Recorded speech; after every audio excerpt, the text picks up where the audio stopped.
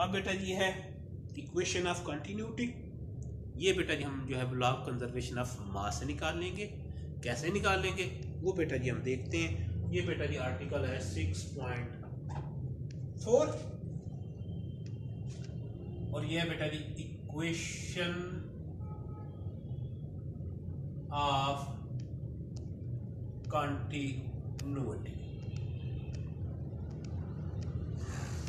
ठीक है जी। Equation of continuity के लिए शर्त वही है कि आपका जो क्या होना चाहिए, फ्लूइड जो है वो आइडियल होना चाहिए। क्या होना चाहिए? नॉन विस्कस, इनकम्प्रेसिबल, और जो फ्लो है बेटा जी वो आपका लेमिनार होना चाहिए। लेमिनार फ्लो होगा, स्पीड कम होगी। नॉन विस्कस का मतलब ये है कि उसमें एयर फ्री आपस में ड्रैग फोर्स जो है वो बेटा जी या कोफिशिएंट ऑफ विस्कोसिटी जो है वो बेटा जी 0 है। और दूसरी बात ये बेटा जी वो इनकम्प्रेसिबल होना चाहिए। डेंसिटी उसकी क्या है बेटा जी वो कांस्टेंट है। अब बेटा जी हम कहते हैं कि जी हमारे पास एक पाइप है। पाइप बेटा जी इस तरह क्या है कि एक एंड पे बेटा जी उसका सीधा, एक एंड जो है बेटा जी वो पतला है और दूसरा एंड जो है बेटा जी एरिया क्रॉस सेक्शन जो है वो बेटा जी वो लार्ज है। ठीक है। अगर हम कहते हैं कि इसका एरिया क्रॉस सेक्शन A1 है, इसका बेटा जी क्या है A2। ठीक है जी। यहाँ पे बेटा जी वेलोसिटी ऑफ फ्लूइड जो है बेटा जी V1 है और यहाँ पे बेटा जो वेलोसिटी ऑफ फ्लूइड है वो बेटा जी V2 है। अब क्या होता है कि यहाँ से बेटा जी फ्लूइड चलता है, ठीक है जी, वो बेटा जी यहाँ तक पहुँचता है और बेटा जी वो डेल्टा x1 जो है वो डिस्टेंस जो है वो बेटा जी क्या करता है, ट्रेवल करता है। और बेटा जी उसको जो टाइम लगता है वो डेल्टा t। अब फ्लूइड बेटा चलकर इधर आके, ठीक है जी। अब बेटा जी वो कहते हैं कि जी जो डिस्टेंस जो है इस एंड पर वो डेल्टा x2 करता है कवर। और बेटा जो उसको टाइम लगता है वो भी बेटा क्या है, डेल्टा t है। कंपैरिजन तो उसी सूरत में होगा जब बेटा जी कोई ना कोई टर्म उसमें एक जैसी हो। तो जितने टाइम में बेटा जी यहाँ से लेके यहाँ तक गया उतने टाइम में बेटा जी यहाँ से लेके यहाँ तक गया। डेल्टा t टाइम में बेटा जी वो डेल्टा x उसने कवर किया है और डेल्टा t में उसने बेटा जी डेल्टा x2 जो है वो कवर किया। ठीक है जी। तो इस एंड पर बेटा जी जो उसकी मास होगी वो बराबर होगी बेटा जी, ठीक है जी,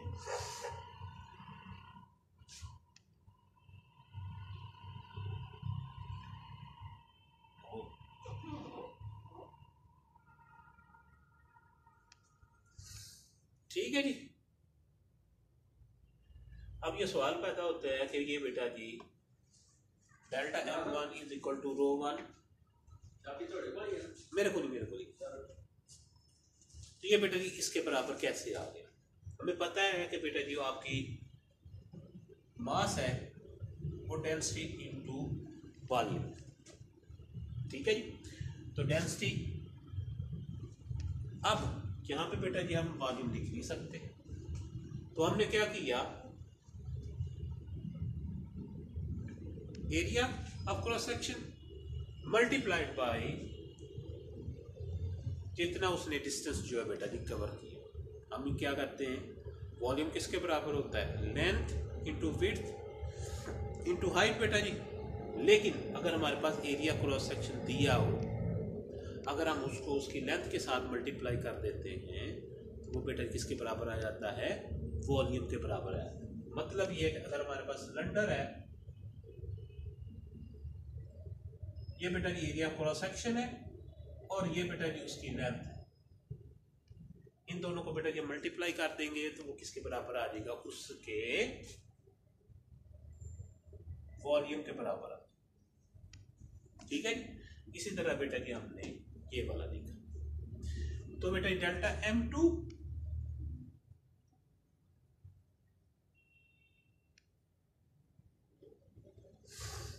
ठीक है जी। अब बेटा जी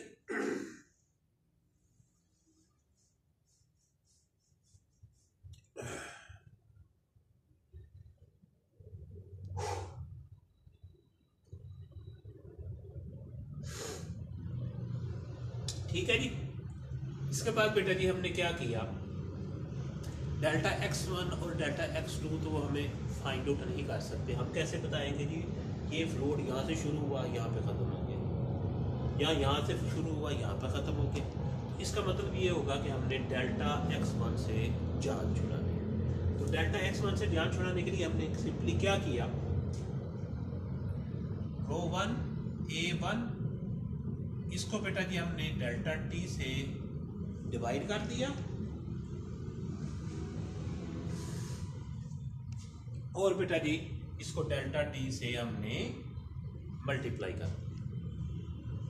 डिस्टेंस ओवर टाइम ये बेटा जी किसके बराबर हो गया, वेलोसिटी के। तो इसका मतलब ये होगा कि ये रो 1 A1 V1 into delta t, ठीक है जी।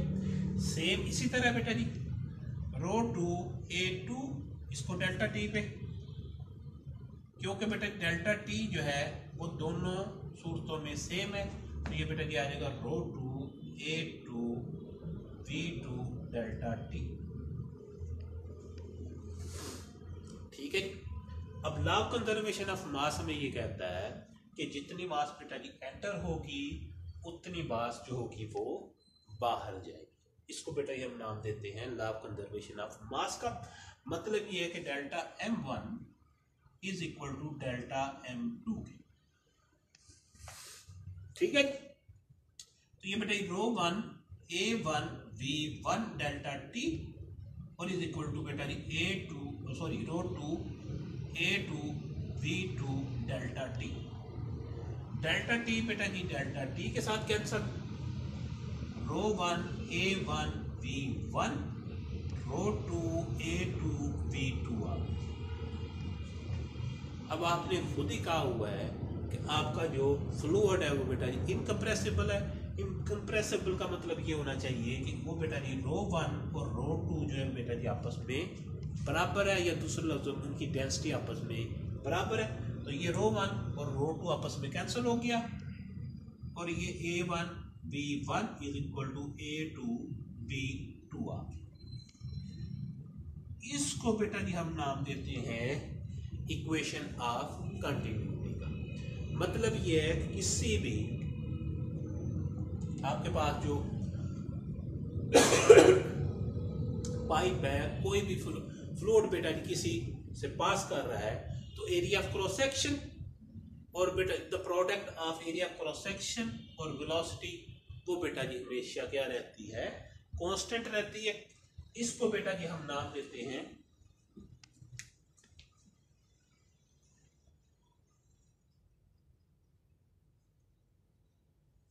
Product of area of cross section and velocity of the fluid is equal to constant. ये बेटा हमेशा कांस्टेंट रहती है, इसको हम नाम देते हैं बेटा जी हम इक्वेशन ऑफ कंटिन्यूटी का नाम।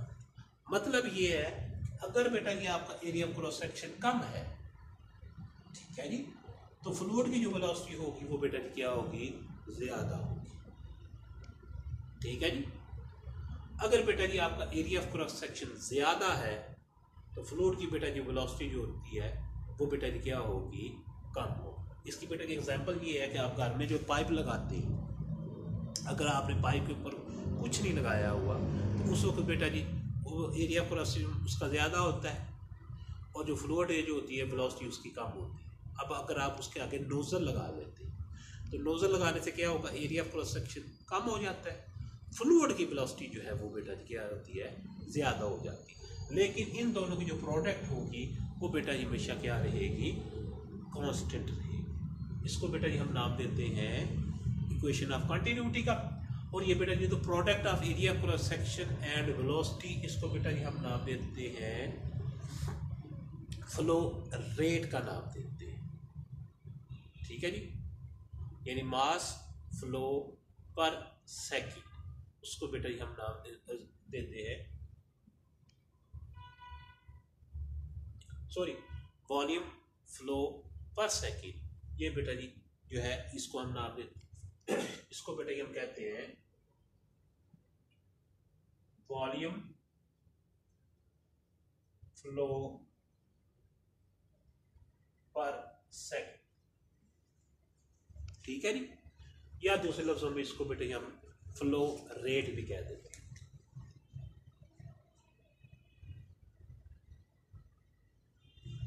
ठीक है जी। अब बेटा जी ये वॉल्यूम फ्लो पर सेकंड का क्या मतलब हो गया, ये आपका क्या है बेटा जी, एरिया है, वेलोसिटी या स्पीड किसके इक्वल होगी बेटा जी, डिस्टेंस ओवर टाइम,